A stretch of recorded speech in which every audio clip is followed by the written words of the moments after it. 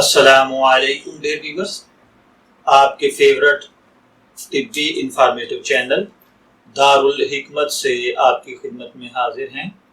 ہمارا آج کا ٹاپک ہے ہارٹ اٹیک۔ ہارٹ اٹیک کیوں ہوتا ہے، اس کے اسباب، وجوہات اور اس کا علاج۔ یہ ایک سوال ہے جو کہ ایک بھائی نے ہم سے پوچھا تھا۔ وہ کہتے ہیں کہ میرے والد جن کی عمر 55 سال ہے، ان کو اب تک گزشتہ 2 سالوں میں 2 بار ہارٹ اٹیک ہو چکا ہے۔ جب یہ اٹیک ہوتا ہے تو رنگت زرد پڑ جاتی ہے، سانس اکھڑنے لگتا ہے، چکر آنے لگتے ہیں۔ ویسے ان کا جسم موٹا ہے، کبھی کبھی بلڈ پریشر کا عارضہ بھی ہو جاتا ہے۔ آخر ہارٹ اٹیک کیوں ہوتا ہے، یعنی اس تکلیف کے اسباب کیا ہیں اور اس سے بچاؤ کے لیے کیا تدابیر کرنی چاہیے۔ تو عرض خدمت ہے پیارے بھائیوں اور بہنوں، خون جو کہ پورے جسم میں گردش کرتا ہے، اگر اس گردش کے دوران دل کی کسی شریان یا شریانوں میں خون جم جائے تو دل کے اس حصے کو جہاں یہ شریان یا شریانیں خون سپلائی کرتی ہیں، وہاں خون کی سپلائی بند ہو جائے گی، جس کی وجہ سے وہ حصہ مردہ ہو جائے گا۔ اسے ہارٹ اٹیک یا دل کا دورہ کہتے ہیں۔ اگر کہ دل کی شریانوں میں خون کم مقدار میں جائے تو دل کا درد ہوتا ہے۔ ہارٹ اٹیک میں دل کی شریانوں میں خون جم جانے کا عمل یکدم بھی ہو سکتا ہے۔ بالعموم دل کی 3 بڑی شریانوں میں سے ایک شریان یا اس کی شاخ بند ہو جاتی ہے اور دل کا وہ حصہ جو اس سے خون حاصل کرتا ہے مردہ ہو جاتا ہے۔ خون کے جمنے کا عمل ایک سے زیادہ بڑی شریانوں میں یا چھوٹی ایک سے زیادہ شاخوں میں بھی ہو سکتا ہے۔ ہارٹ اٹیک میں ایک بڑی شریان یا شریانوں میں فوراً خون جم جائے تو اس صورت میں متاثرہ حصہ فوراً مردہ ہو جاتا ہے اور ایسی صورتحال باعث خطرہ ہوتی ہے۔ لیکن اگر ان شریانوں میں خون جمنے کا عمل بتدریج ہو تو پھر پہلے درد دل ہوتا ہے اور یہ درد شدید نوعیت کا ہوتا ہے اور چھاتی میں درمیان میں بائیں طرف یا بائیں بازو میں درد جا سکتا ہے اور بعض اوقات سینے یا چھاتی میں سخت بوجھ ہونے کی شکایت ہوتی ہے۔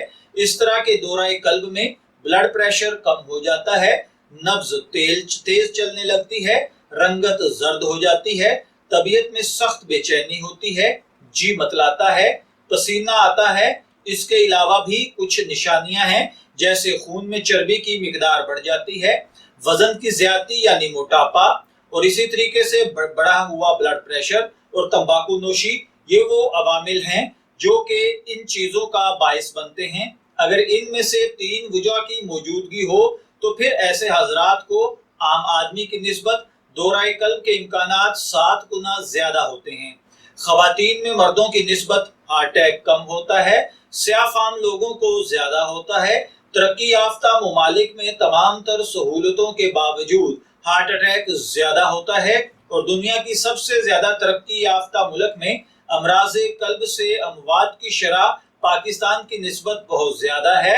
جن لوگوں کو درد دل کی شکایت رہی ہو وہ اس مرض کا زیادہ شکار ہوتے ہیں۔ اکثر ممالک میں جملہ اموات میں سے 25% صرف دل کی بیماریوں سے واقع ہوتی ہیں، لیکن ان میں سے بیشتر کو روکا جا سکتا ہے، بشرطے کہ لوگ ان چند اصولوں پر کاربند ہو جائیں جو امراض قلب سے محفوظ رہنے میں مدد دیتے ہیں۔ گو ان اصولوں کی وجہ سے دل کا دورہ پڑنے سے محفوظ رہنے کی ضمانت نہیں دی جا سکتی، تاہم خطرے سے بڑی حد تک محفوظ رہا جا سکتا ہے۔ سب سے پہلے نمبر پر ہے فربہی سے بچا جائے، یعنی موٹاپے سے محفوظ رہیں۔ وزن کی زیادتی دل کے کام کو بڑھا دیتی ہے اور زیادہ بوجھ ڈال دیتی ہے، بالخصوص عمر کے اس مقام پر جب انسان کی طاقت زیادہ عمر کی وجہ سے گھٹ رہی ہو۔ موٹے لوگوں کو عموماً بلڈ پریشر کی تکلیف زیادہ ہوتی ہے۔ بلڈ پریشر کے دبلے مریضوں کے مقابلے میں امراض قلب میں مبتلا ہو جانے کی صلاحیت زیادہ ہوتی ہے۔ ایک تاثر یہ بھی ہے کہ وزن گھٹانا ممکن نہیں ہے، لیکن ایسا ہرگز نہیں۔ وزن کو غذا کی نوعیت اور مقدار میں تبدیلی سے گھٹایا جا سکتا ہے۔ دوسرے نمبر پر تمباکو نوشی ترک کر دیں۔ تمباکو نوشی امراض قلب کی بہت ساری اقسام کو تحریک دیتی ہے۔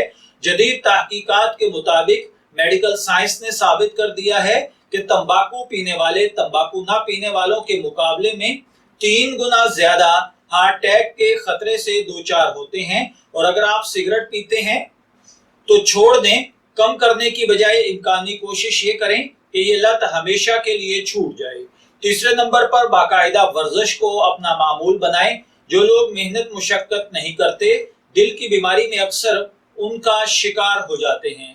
ورزش کو باقاعدہ معمول بنا لیا جائے۔ تاہم ورزش جسمانی عمر کو مد نظر رکھتے ہوئے ڈاکٹر کے مشورے کے ساتھ کی جائے۔ چوتھے نمبر پر ہے بلڈ پریشر سے بچنا۔ کولیسٹرول ایک دموی مادہ ہے جو خون کی رگوں میں جم کر ان کو تنگ تر کرتا چلا جاتا ہے۔ یہ مادہ طبعی طور پر خون میں ہوتا ہے۔ وہ غذا جس میں منجمد ہونے والے روغنیات اور چربی کی کثرت ہو خون میں کولیسٹرول کی مقدار کو بڑھا دیتی ہے۔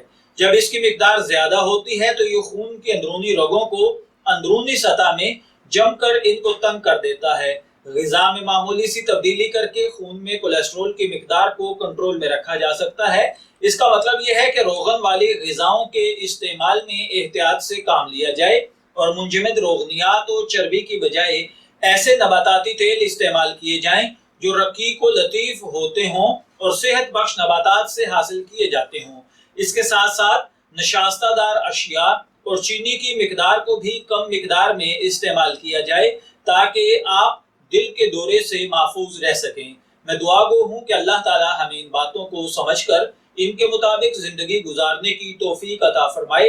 اجازت چاہیں گے، پھر ملیں گے کسی نئے طبی ٹاپک کے ساتھ۔ تب تک کے لیے اللہ حافظ۔